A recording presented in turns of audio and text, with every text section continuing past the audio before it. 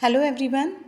आज मैं बताने वाली हूँ शुल्क माफ़ी के लिए विद्यालय के प्रधानाचार्य को प्रार्थना पत्र कैसे लिखें।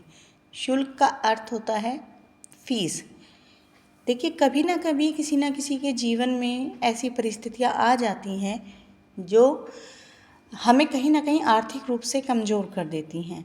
तो ऐसे समय में बच्चे अपनी फ़ीस जमा नहीं कर पाते या फ़ीस जमा करने के लिए वो कहीं ना कहीं लेट हो जाते हैं। जैसे कोरोना टाइम में हमारे सामने ऐसी परिस्थितियाँ आई थी, तो उसके लिए हम प्रधानाचार्य को पत्र कैसे लिखेंगे वो एक फॉर्मेट में आपको बता रही हूँ।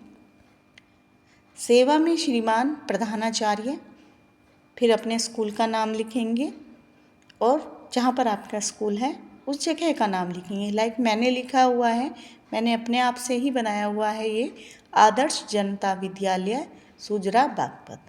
फिर उसके बाद विषय लिखेंगे फीस माफ़ी के लिए प्रार्थना पत्र। महोदय, सविनय निवेदन यह है कि मैं विराट सिंह, जो बच्चा है वो अपना नाम लिख रहा है यहाँ पर, जो भी आपका नाम होगा वो लिखिए। विराट कोहली तो हम नहीं लिख सकते क्योंकि उनके पास तो बहुत पैसा है, पढ़ भी चुके हैं, तो वो पत्र कहाँ लिखेंगे। ओके। विराट सिंह, आपकी विद्यालय में कक्षा 10 का छात्र हूँ।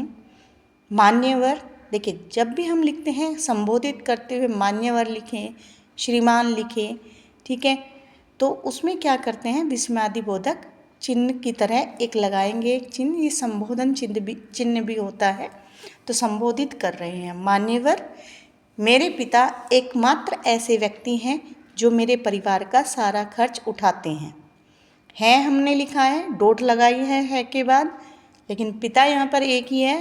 फिर भी जिनको हम सम्मान देते हैं उनके लिए हम हैं लगाते हैं। ओके।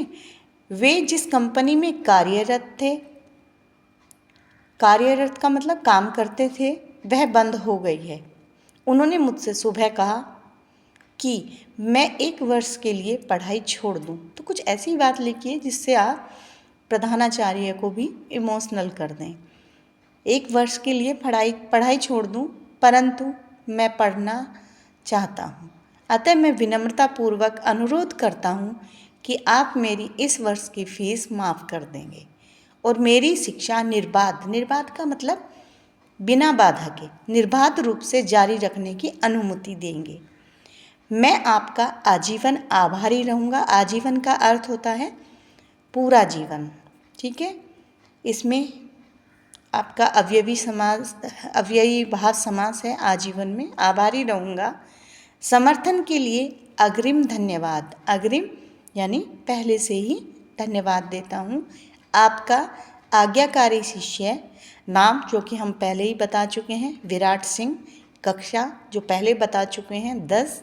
दिनांक, जिस डेट में आप वो पत्र लिख रहे हैं वो डेट लिखेंगे। पिता के हस्ताक्षर, बच्चे ने लिखा है श्याम सिंह, तो पिता ने यहाँ सिग्नेचर किए हुए हैं। तो पिता के सिग्नेचर के बिना आपकी, पिता या माता के सिग्नेचर के बिना आपका जो प्रार्थना पत्र है कभी भी वैलिड नहीं माना जाता। तो इस बात का ध्यान जरूर रखिएगा। आई होप आपको क्लियर हो गया होगा कि फ़ीस माफ़ी के लिए प्रार्थना पत्र कैसे लिखें। ऐसे ही अगर आपको फ़ीस जमा करने के लिए समय चाहिए तो भी आप इसी तरह से लिख सकते हैं। Thank you.